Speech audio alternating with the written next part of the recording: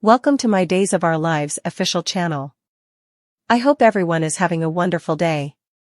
Before we begin, please hit the subscribe button and give this video a thumbs up. Xander has a crucial question for Sarah. At the cantina, Kayla complained to Steve about the augmentation in sanitarium labor due to staffing dearths. She had been pleased to go down and catch up with him, and she inquired about Trip and Wendy. Steve verified the couple was doing okay, but Steve still missed Trip. Kayla also asked how effects with John had been going, and Steve responded a one-word fine, which upset Kayla. She at least wanted a longer response on Constantine, as she showed unbelief that Maggie wanted to marry the man. Steve informed Kayla that she had no reason to worry about Maggie. Jada entered the cantina and saluted Steve and Kayla. Steve invited Jada to join them. She accepted and, upon Kayla's query about her new move, enthused about living in a real house with Rafe. Kayla was also thrilled that Jada had successfully acquired the inked divorce papers from Everett. Jada expressed her relief and complimented Stephanie with helping bring the process along. Jada joined her anxiety about Stephanie trying to work effects out with Everett still. She believed Everett might shatter Stephanie's heart, as he'd hers. Jada backed off, stewing she had surpassed with Kayla and Steve. They acknowledged that they shared some of the same ventures, but Kayla reassured Jada that Pop Bear would intervene if Everett engaged in any improper behavior. Steve informed Jada that Pop Bear will also support and protect her. Jada was moved, and Steve reminded her about Jada's father. Had held significant importance for him. Jada regarded Kayla and Steve as part of her family as well. She expressed regret for not having made plans with them earlier, but she also complained about her heavy workload, which prompted Kayla to inquire about the Clyde Weston case. Jada informed Steve and Kayla about the discovery of the Black Book in a more efficient and organized manner. Jada was exasperated by the slow advancement in deciphering the established legislation described in the book, but she was relieved when Steve offered to enlist the assistance of the ISA in violating the law. Jada thanked Steve and added that Harris had also enlisted a Navy chum's help with the legislation. Jada anticipated that the book will assist the police in solving other cases, including the murder of Li Shin. Kayla and Steve were taken unexpectedly by the disclosure that Clyde might have been involved in the death of Lee. Jada intended to invent a technique to let Clyde know the cops had the Black Book, in expedience of drawing the fugitive eschewal of caching. Steve provided his support, as the matter was personal to his family, as Clyde had caused harm to both Abigail and Trip. Steve anticipated the day when that bastard is stopped formally and for all. Jada promised to arrange Sunday plans with Steve and Kayla and also departed. After Jada left, Kayla probed Steve about the bus turning in his thoughts. She did not want him to put too crucial on his plate by juggling Constantine and Clyde's case. Steve convinced Kayla he was an effective multitasker. He could not offer Kayla details regarding the plan for Constantine, but he promised her it was under control. Alex and Teresa rambled through Horton Town Square as Alex gasconaded on each the beautiful effects Teresa had to choose from when shopping. Their attention was grabbed when Constantine remarked, "Maybe an engagement ring for the happy couple." Teresa glared at Constantine, who had approached with Maggie. Constantine continued raving about Alex and Teresa as a pair and indeed that the two have a double marriage with Maggie and Constantine. Maggie snappily apologized and stated Constantine tended to get carried down.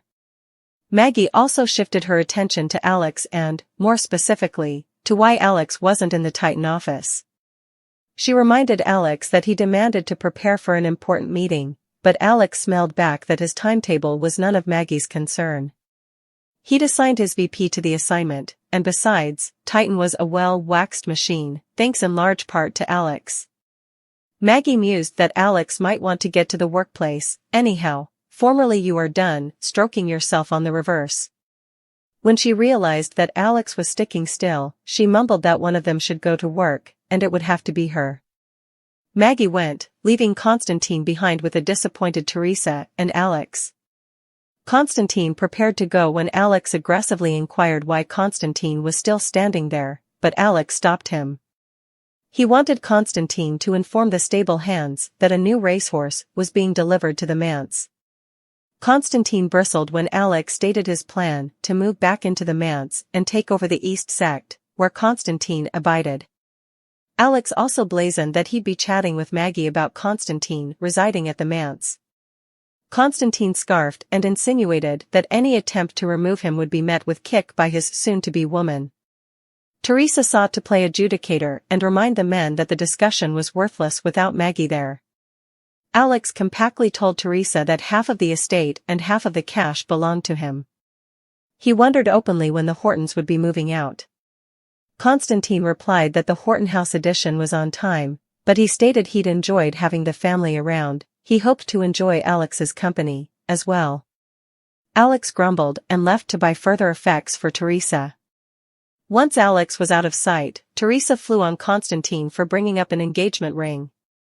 Constantine said he was merely attempting to move effects along for Teresa, but Teresa defended that she had formerly gotten back into Alex's bed. She merely demanded to get into the manse. Constantine urged she achieve quicker results because time is of the substance. Their fight was cut short by a returning Alex, who seemed happy when Constantine excused himself. Alex termed Constantine unendurable and flippantly remarked Maggie had to be lonely and indigent to want to be around the man, let alone marry him. He gave Teresa with a jewelry box. Teresa's eyes widened when she noticed the magnificent diamond choker that was outdoors. She blabbed that she had merely been anticipating a little curio and desired that she could do something pleasant for Alex.